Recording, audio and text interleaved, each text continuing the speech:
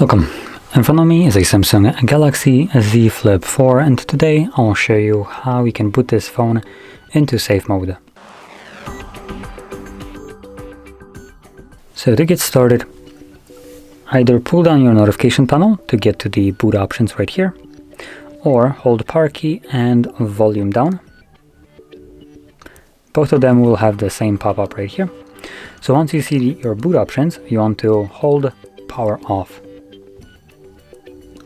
As you can see, it will change into safe mode, so tap on it once more.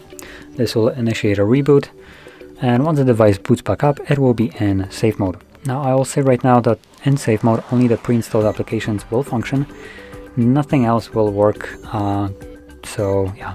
Now this mode is specifically designed for troubleshooting your device, so if you have some kind of problem with maybe some app, then you can boot into safe mode. This app will not be able to run whatsoever, and you can maybe get rid of it or do whatever you need to do from there. As you can see, there it is. So it looks like widgets don't work in safe mode either. Tips will not work, and Facebook will not work as well. And you can quickly differentiate which applications will work, because the ones that don't are just monochrome, as you can see. And even if you try to open them up, it gives you this pop-up: downloaded apps disabled in safe mode. Anything else, if you try to open it up, for instance gallery, as you can see, it just opens up normally.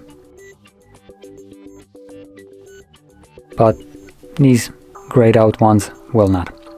Now once you're done with safe mode and you want to go back to normal mode, all you need to do is simply get back to your boot options and select restart. Once the device boots back up, it will be in normal mode. So with that being said, if you found this very helpful, don't forget to hit like, subscribe, and thanks for watching.